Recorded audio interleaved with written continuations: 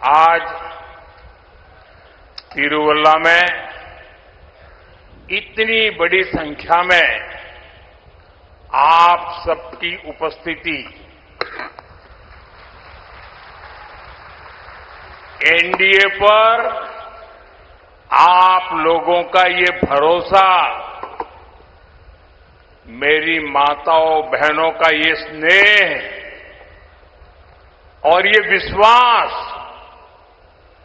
पूरे केरल में आज ऐसा ही माहौल दिख रहा है। मुझे निकट से केरलम के चुनाव को देखने का अवसर मिला है। मैं पहले भी आया हूं, लेकिन इस बार हवा का रुख कुछ और है, लोगों का मिजाज कुछ और है। केरलम में अब सबसे बड़ा परिवर्तन होने जा रहा है। 9 अप्रैल को वोटिंग और 4 मई को दशकों के कुशासन का अंत की घोषणा अब यह पक्का हो चुका है। एलडीएफ सरकार के जाने का काउंटडाउन शुरू हो चुका है। केरल में पहली बार बीजेपी और एनडीए की सरकार आने वाली है। इस चुनाव में केरलम का तो एक फायदा होने वाला है, लेकिन मेरा बड़ा निजी नुकसान होने वाला है। आपको लगता होगा कि ऐसी क्या बात है, केरलम को फायदा होगा और मोदी का नुकसान होगा। जी, मेरा व्यक्तिगत नुकसान होने वाला है। मैं आपको मन में होता होगा क्या है, मैं बताऊं आपको। ऐसा है, ये जो अनूप लड़ रहा है ना चुनाव आपके यहां, ये पिछले 5 साल से मेरे साथ काम करता है और देश भर में घूम करके चीजें खोज करके लाता है। यानी एक प्रकार से मेरा डेडिकेटेड साथी रहा है। एक प्रकार से ऐसे कामों के लिए वो मेरा बायां हाथ बन गया है। और कभी भी शायद यहां भी लोगों को पता नहीं होगा कि अनूप मेरे साथ इतने सालों से है, कभी बोलता नहीं है। और मैंने इसकी शक्तियों को जाना है। चुपचाप काम करना, अपने काम के लिए दिन रात जुटे रहना। मैंने ऐसा नौजवान मुझे मिला, मेरा बहुत काम हो गया। लेकिन मैंने देखा कि जब केरलम को इस नौजवान की सेवाओं को फायदा होगा, तो मैंने कहा मेरा भले ही नुकसान हो जाए, लेकिन मैं आज अनूप को आपको सुपुर्द करने के लिए आया हूं। एनडीए सुरदगढ़े तिरुवल्ला केरलम में विकास के नए युग की शुरुआत का केंद्र बनकर उभरा है। मैं इस जन समर्थन के लिए तिरुवल्ला की जनता का बहुत बहुत धन्यवाद करता हूं। तिरुवल्ला के लोगों का विश्वास, ये हमारी सबसे बड़ी ताकत है। तिरुवल्लयिले जनंगलुडे विश्वासमान यंगलुडे एट्टवो वलिय शक्ति। एनडीए सुरदगढ़े अभी 2-3 दिन पहले जब मैं दिल्ली में था, मेरी केरलम के बीजेपी कार्यकर्ताओं से फोन पर लंबी चर्चा हुई। मेरा बूथ सबसे मजबूत कार्यक्रम में 5,000 से ज्यादा शक्ति केंद्र, इतने छोटे से केरला में 5,000 से ज्यादा शक्ति केंद्र में बीजेपी के 1,25,000 से ज्यादा कार्यकर्ता मेरे साथ फोन पर जुड़े थे और 30-40 मिनट इस चर्चा में मैंने देखा, साफ साफ दिखा कि केरलम की जनता ने एलडीएफ सरकार की विदाई पक्की कर ली है। इस चुनाव में मेहनत कर रहे सभी बीजेपी एनडीए कार्यकर्ताओं की मैं हृदय से सराहना करता हूं, उनका बहुत बहुत अभिनंदन करता हूं। एनडी सुरदगड़े,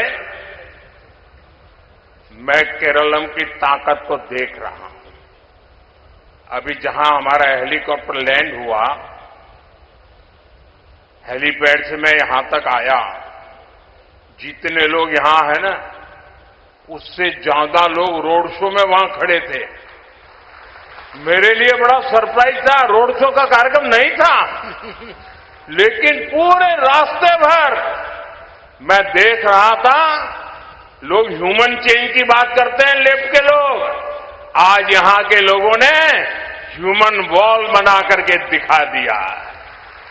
एनडी सुरदगड़े, हमारे केरलम को ईश्वर ने अपार संसाधन और संभावनाएं दी है।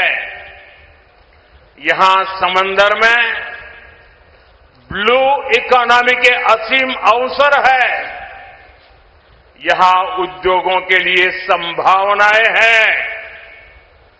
पर्यटन के क्षेत्र में कितना बड़ा पोटेंशियल है, लेकिन फिर भी केरलम विकास की दौड़ में बाकी राज्यों से लगातार पिछड़ रहा है, पीछे होता जा रहा है। एनडी सुरदगड़े, एलडीएफ, यूडीएफ की सरकारों ने कभी भी इस क्षेत्र की परवाह नहीं की। यहां कनेक्टिंग रोड का हाल बेहाल है। मुझे आपके ही साथी बता रहे थे, यहां कई वर्षों से एक भी बड़ा पुल नहीं बना है। कोट्टयम में मेडिकल कॉलेज की हालत इतनी खराब है कि उसका वर्णन करना मुश्किल है। जहां बेसिक इंफ्रास्ट्रक्चर की ऐसी कमी हो, वहां आपकी क्वालिटी ऑफ लाइफ कैसी होगी, इसका अंदाजा हर कोई लगा सकता है। एनडी सुरदगड़े, केरलम में कभी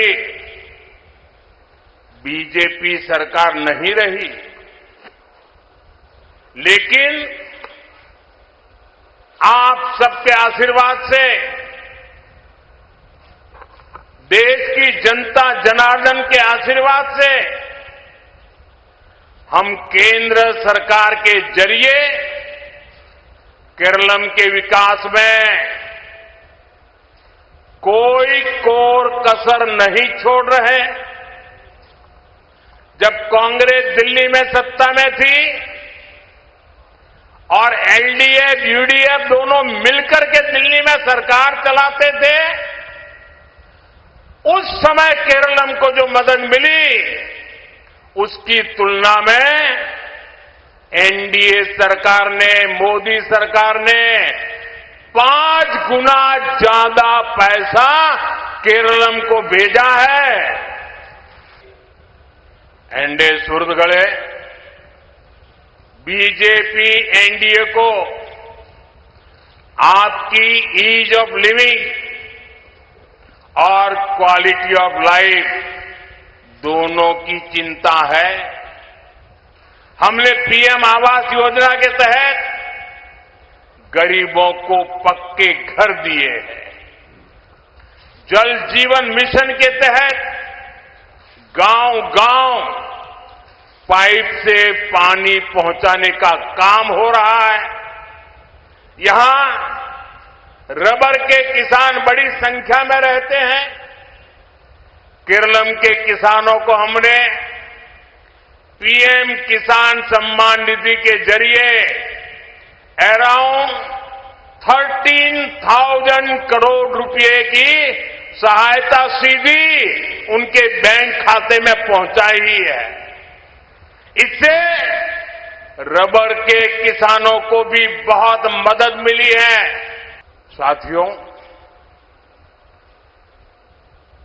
नॉर्थ ईस्ट में ईसाई समाज की संख्या बहुत है। एक राज्य को छोड़ करके नॉर्थ ईस्ट के 7 राज्यों में एनडीए की सरकार है और वहां पिछले 50-60 साल में जो काम नहीं हुआ है वो हमने करके दिखाया है। गोवा में ईसाई समाज निर्णायक है। गोवा के अंदर लगातार बीजेपी की सरकार, एनडीए की सरकार है। गोवा विकास की नई ऊंचाइयों को छू रहा है।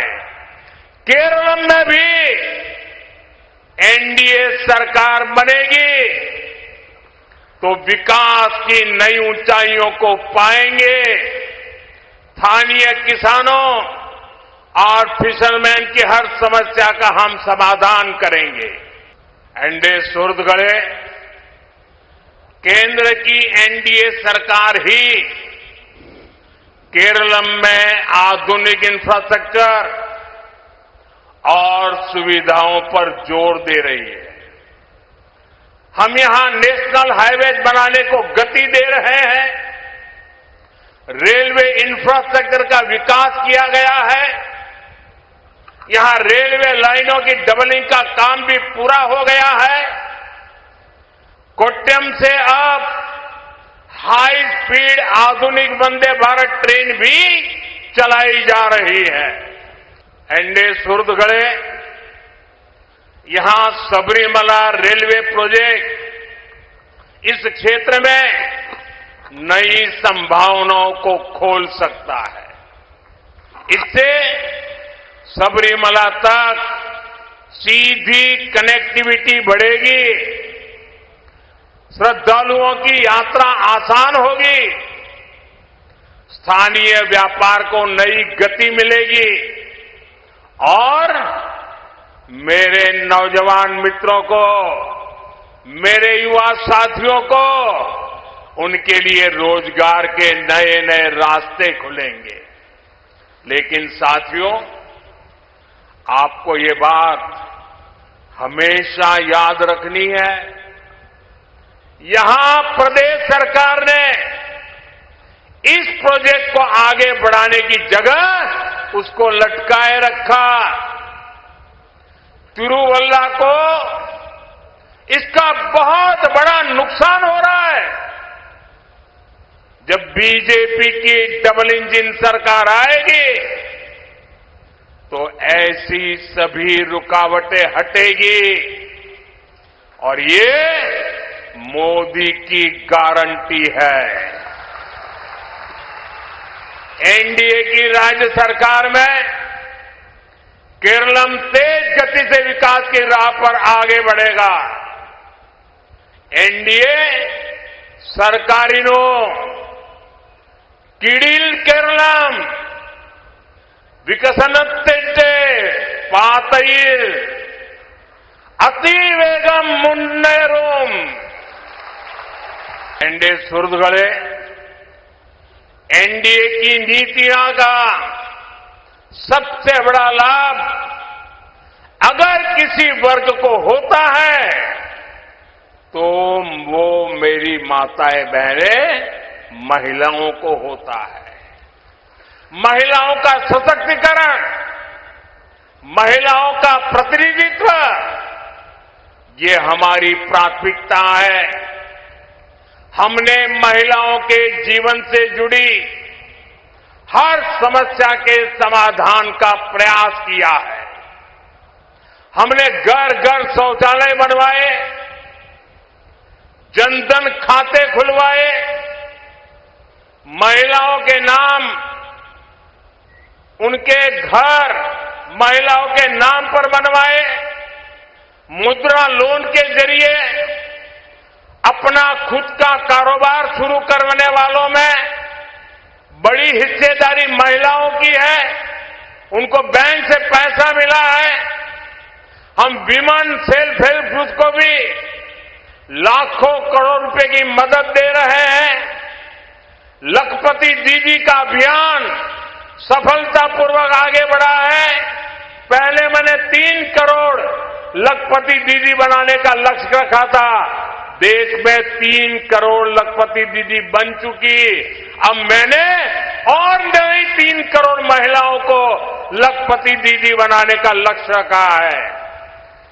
केरल में बीजेपी सरकार आएगी तो यहां भी डबल इंजन सरकार का सबसे बड़ा लाभ मेरी माताओं, बहनों को, बेटियों को, महिलाओं को मिलने वाला है। आपने देखा होगा, अभी हमने एक बड़ा कार्यक्रम शुरू किया है।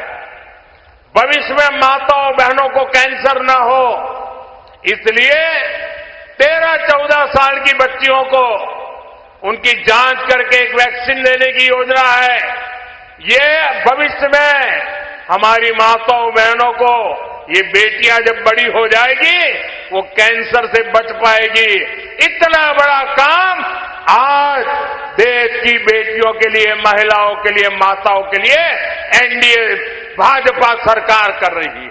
ये हमारी ही सरकार है जिसने लोकसभा और विधानसभा में महिलाओं को 33% रिजर्वेशन दिया है। और आप सभी की जानकारी में है कि बजट सत्र का हमने पूर्णाहुति करने के बजाय उसका विस्तार किया है। 3 दिन के लिए 16, 17, 18 अप्रैल को संसद फिर से मिलने वाली है। आपको पता है क्यों मिलने वाली है? जो कानून हमने पारित किया है 33% महिलाओं के लिए 2029 में लोकसभा के चुनाव से इसका लाभ मिलना शुरू हो जाए। 33% बहनें पार्लियामेंट में आकर के बैठे, इसके लिए कानून बनाने की जरूरत है। जैसे पार्लियामेंट ने सर्वसम्मति से महिला आरक्षण का बिल पास किया था, वैसे ही 16, 17, 18 को 2 काम करने हैं। केरल हो, तमिलनाडु हो, बाकी राज्य हो, जिन्होंने जनसंख्या नियंत्रण में अच्छा काम किया है। लोग झूठ फैला रहे हैं कि जनसंख्या कम हो रही है तो सीटें कम हो जाएगी।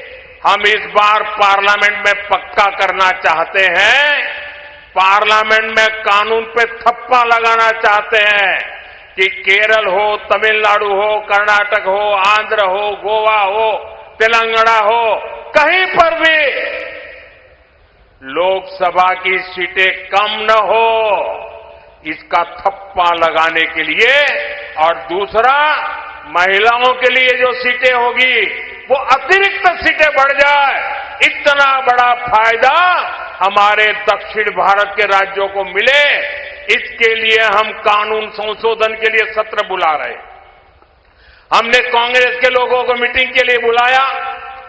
हम आशा करते हैं कि वो हमारी बात मान करके आएंगे। हमने इंडिया अलायंस के मित्रों से बात की है। आप भी लोगों को बताइए, कांग्रेस के लोगों को बताइए, एलडीएफ के लोगों को बताएं कि महिलाओं के अधिकार का एक कानून निर्विरोध पास होना चाहिए।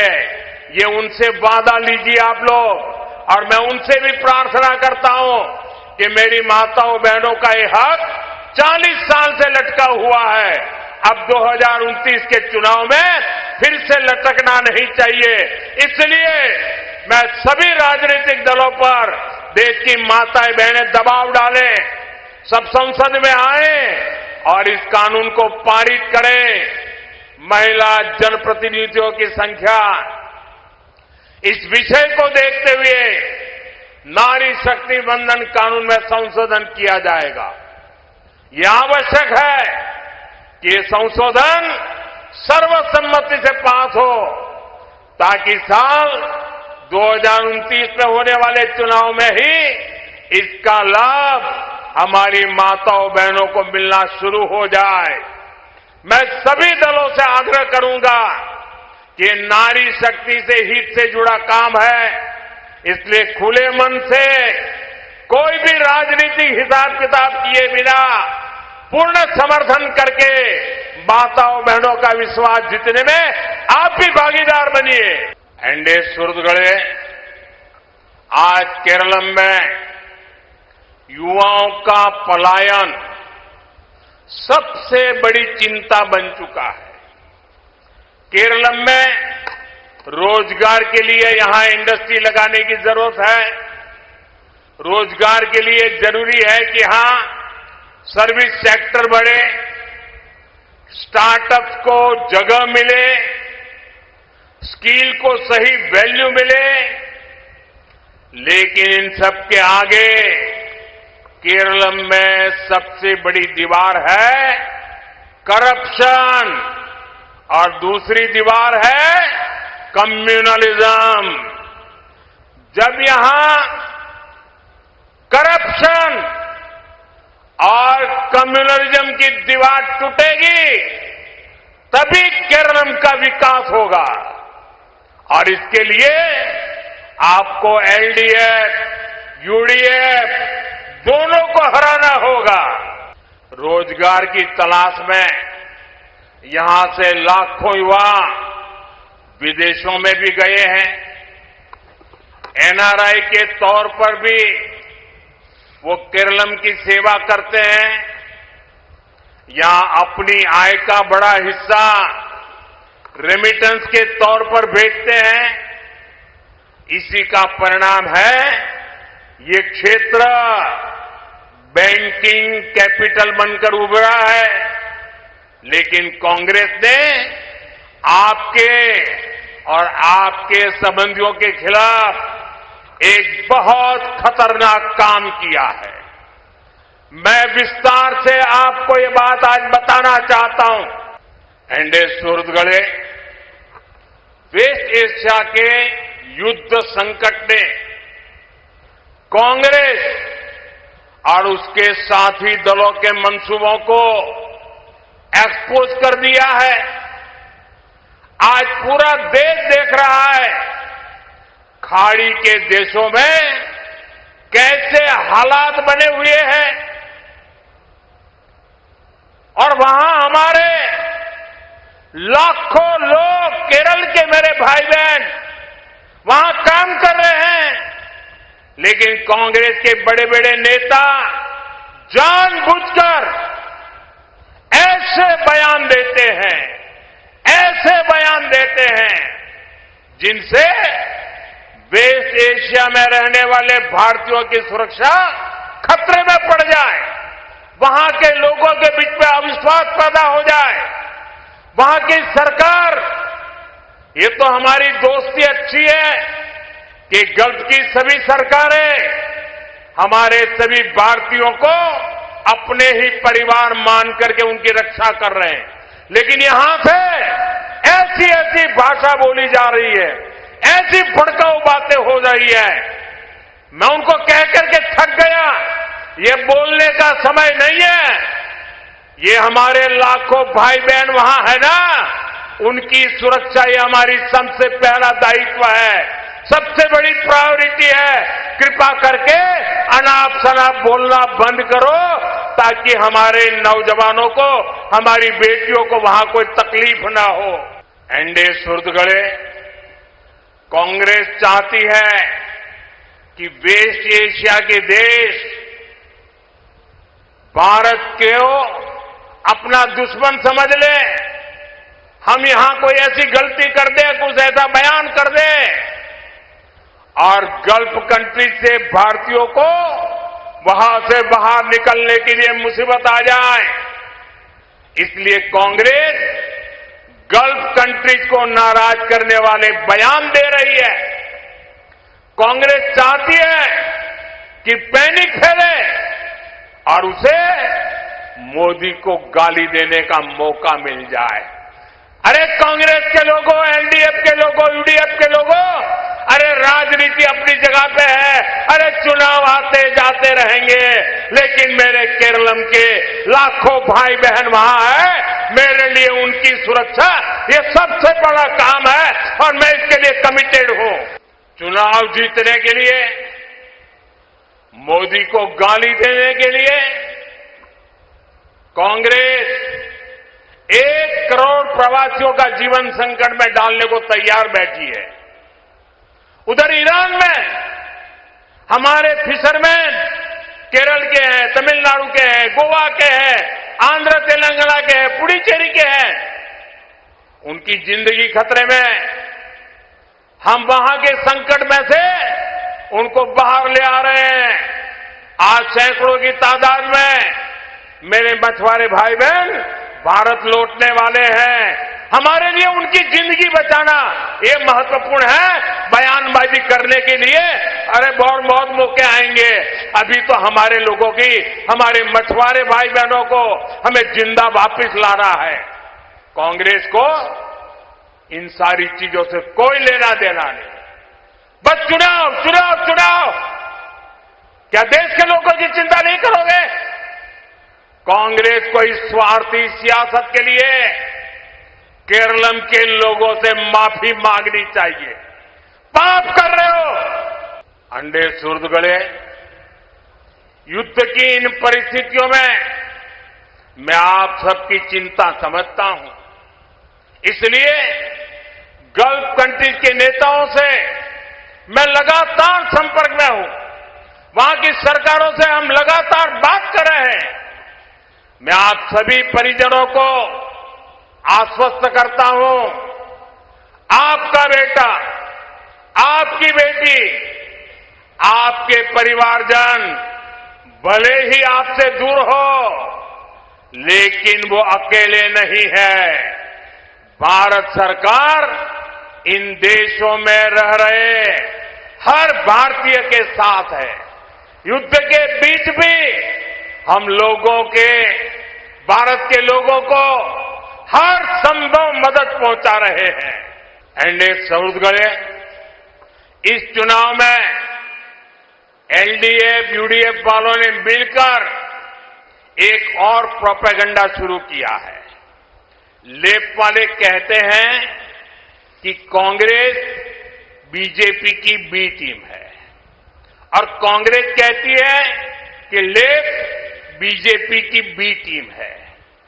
इन्हें इसलिए कहना पड़ रहा है क्योंकि ये दोनों भी जानते हैं कि इस चुनाव में केरलम में अगर कोई पार्टी ए टीम है तो ए टीम बीजेपी ही है। एनडीए सुरतगढ़े साथियों, आपने ये भी देखा है कि इस चुनाव में एलडीएफ और यूडीएफ दोनों मिलकर सिर्फ बीजेपी को गालियां दे रही है। उनके निशाने पर सिर्फ बीजेपी है।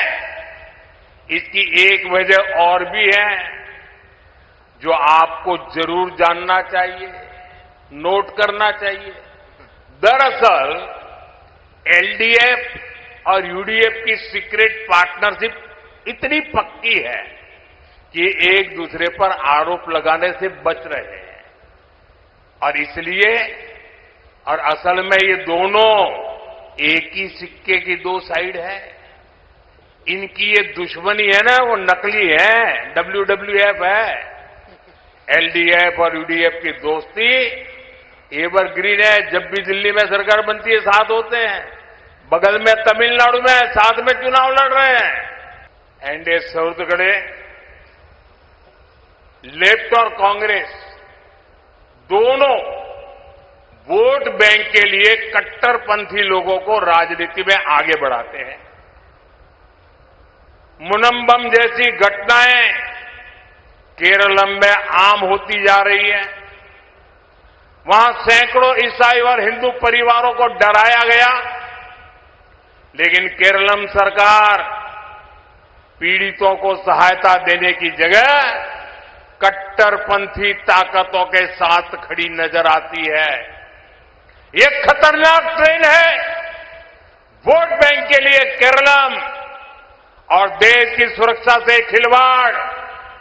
केरलम के देशभक्त लोग इसे कभी भी कामयाब नहीं होने देंगे। अंडे सुरदगड़े लेफ्ट और कांग्रेस का भ्रष्टाचार हो या उनका तुष्टीकरण, इसका सीधा हमला केरलम की संस्कृति और आस्था पर हो रहा है। पहले इन लोगों ने सबरीमला तीर्थ को बदनाम करने के लिए कैसे कैसे षड्यंत्र रचे थे, और अब सबरीमला इनकी लूट और चोरी के निशाने पर भी आ गया है। एनडीए सुरदगड़े सबरीमला उसमें हुए इस पाप का एक पैटर्न है। ये चोरी एलडीएफ की सरकार में हुई और इसमें चोरी करने वालों के तार कांग्रेस के शीर्ष नेताओं से जुड़े पाए गए। लेफ्ट वाले तो हमेशा से हिंदू आस्था पर हमले के लिए जाने जाते हैं, इसलिए एलडीएफ सरकार मामले की जांच सीबीआई को नहीं सौंप रही है। और जो कांग्रेस हमेशा मंदिर से जुड़े विषयों को अछूत मानती थी, वो आज हिंदुओं की हितैषी बनने का नाटक कर रही है, दिखावा कर रही है, लोगों को गुम कर रही है। मैं साफ साफ कहना चाहता हूं, एनडीए सरकार बनने के बाद एलडीएफ, यूडीएफ को उनके अपराध की सजा मिलकर रहेगी, और जो लूटा है वो लौटाना पड़ेगा। स्वामी अयप्पा और उनके भक्तों के आक्रोश के आगे ये लोग बच नहीं पाएंगे। ये कांग्रेस वाले, ये यूडीएफ वाले, वो एलडीएफ वाले, हर चीज में झूठ बोलना ये जैसे उनका स्वभाव बन गया है। देश को गुमराह करना ये उनका स्वभाव बन गया है। जब सीएए लाए तो देश को इतना झूठ बोला, इतना झूठ बोला, आज सीएए लागू हुआ, देश को कोई नुकसान नहीं हुआ है। झूठ बोलने में माहिर है। केरलम फाइल्स आई फिल्म तो भी बोलने लगे सब झूठ है। कश्मीर फाइल आई तो बोलने लगे झूठ है। धुरंधर फिल्म आई तो बोलने लगे झूठ है। कुछ भी करो बता देना, झूठ फैला देना। इन दिनों एफसीआरए को लेकर के भी ऐसा ही झूठ फैलाया जा रहा है। यूसीसी के लिए ऐसा ही झूठ फैलाया जा रहा है। गोवा में यूसीसी है, दशकों से है, लेकिन झूठ फैलाना, एफसीआरए के लिए झूठ फैलाना, सीए के लिए झूठ फैलाना, धुरंधर जैसी फिल्म के लिए झूठ फैलाना, केरलम फिल्म के लिए झूठ फैलाना, कश्मीर फाइल फिल्म के लिए झूठ फैलाना, ये झूठ फैलाने का कारोबार लेके बैठे हुए हैं। अंडे सौदगड़े केरलम की आस्था, संस्कृति, इसकी रक्षा हो, केरलम विकास की नई ऊंचाइयों को छुए, ये हम सभी का संकल्प है। आज भाजपा एनडीए उम्मीदवार को वोट देकर विकसित केरलम की यात्रा शुरू करिए। मैं आपको निमंत्रण देता हूं, आप आइए। ये मेरी जिम्मेवारी है, ये मेरी गारंटी है। 50 साल में केरलम का विकास नहीं हुआ, हम 5 साल में करके देंगे। एंडे सरुदगढ़े, कल ईस्टर है। मैं ईस्टर की आपको शुभकामनाएं देता हूं। कुछ ही सप्ताह में सभी मलयाली साथी विशु भी मनाएंगे।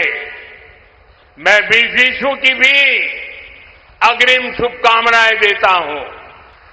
मैं सबसे पहले तो आप सबकी माफी मांगना चाहता हूं, क्योंकि मैं मलयालम ये आपकी बहुत सुंदर भाषा, वो मैं बोल नहीं पाता हूं। मुझे हिंदी में बोलना पड़ा। लेकिन इसके बावजूद भी एक भी व्यक्ति यहां से हटा नहीं। मैं जानता हूं यहां गांव के लोग आए हैं, हो सकता है मेरी भाषा नहीं समझ पाते हैं, लेकिन ये आपके प्यार की ताकत है, ये आपके आशीर्वाद है कि एक भी व्यक्ति हिल नहीं रहा है, हट नहीं रहा है। मेरा ये बहुत बड़ा सौभाग्य है। मैं आपका ये कर्ज, मैं ये आपका प्यार कभी भूलूंगा नहीं। ये मेरे पर आपका कर्ज है और मैं केरलम के विकास को प्राथमिकता देकर के 1.25 गुना विकास करके इस कर्ज को चुकाऊंगा, ये मैं आज वादा करता हूं।